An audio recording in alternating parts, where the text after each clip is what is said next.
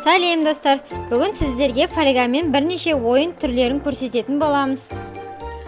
Алдымен фольгаларды бірнеше бөлікке бөліп домалатып аламыз. Әр түрлі пішінде жасасаңыз болады. Үлкен, кішкентай және орташа.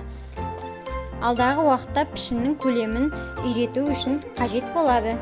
Екі ыдыстың біреуіне су құйып, су құйылған ыдысқа фольгадан жасалған шариктерді түсіреміз. Сүзгіштің көмегімен фольгаларды екінші ыдысқа орналастырамыз.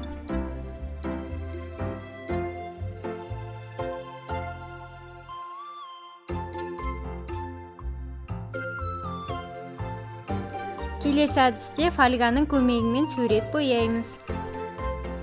Фольганы кез келген пішінге келтіріп, үстіне бояу жағып, қағазға басамыз.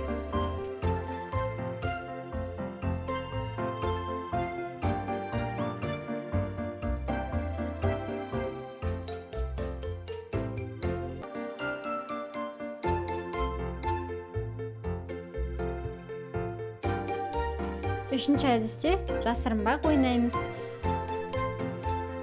Жануарлар немесе кез келген ойыншықтарды фольгаға орап, балаңызға қандай ойыншық жасырынып тұрғанын табуын сұраңыз.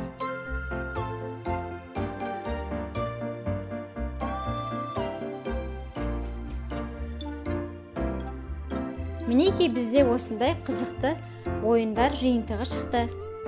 Басқа да ойын түрлерін білетін болсаңыз, комментарийға бөлісіп кетіңіздер.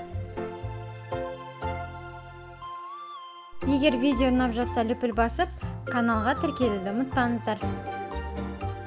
Біз сіздермен қоштаспаймыз. Келесі көріскенше сау саламатта болыңыздар.